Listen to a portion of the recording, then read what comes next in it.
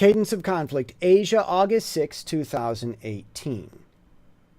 Apple sales are up in China, which creates a problem on two fronts. First, the doomsayers were wrong about tariffs crashing economies.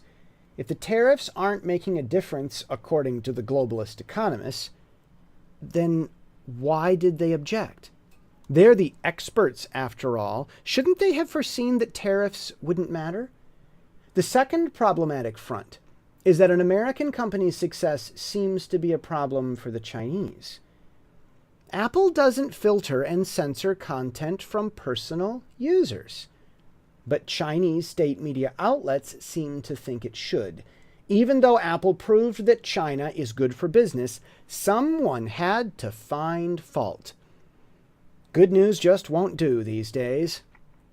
So now it's Apple versus China rather than Apple in China. It seems Apple was also duped by the globalist economist into vesting 1/5 of its sales in a relationship that wasn't going to last. Watch. This looks like a preemptive step to take action against Apple, who would do well to start pulling out of China before its assets get appropriated for the benefit of the Chinese people. The swelling trade war between the US and China isn't going away. Dating back to the Opium Wars, the West will push and push as long as most of the money flows downhill into China. While China compares tariffs, Trump balances cash flow.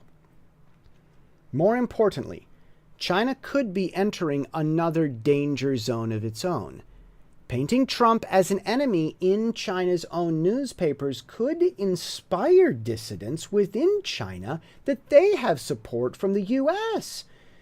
The best response for China's own stability would be to report that Trump's tariffs were intended to help China's economy more than the US. That would be more likely to promote unity among the Chinese people. But the state didn't think of that before press time, and the newspapers can't be recalled, even when owned by the state. China is indeed calm, just as it claims. There should be no question that China believes the flow of money into China is fair. Chinese don't want to be unfair, after all.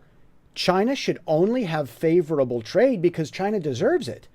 Beijing isn't out to hurt anyone unless they are denied the extra favor that the world owes to China. So don't let the Western press convince you that China is more of a monster than it actually is. We can all be monsters at times, and that is the cadence of the conflict already seen in the Pacific.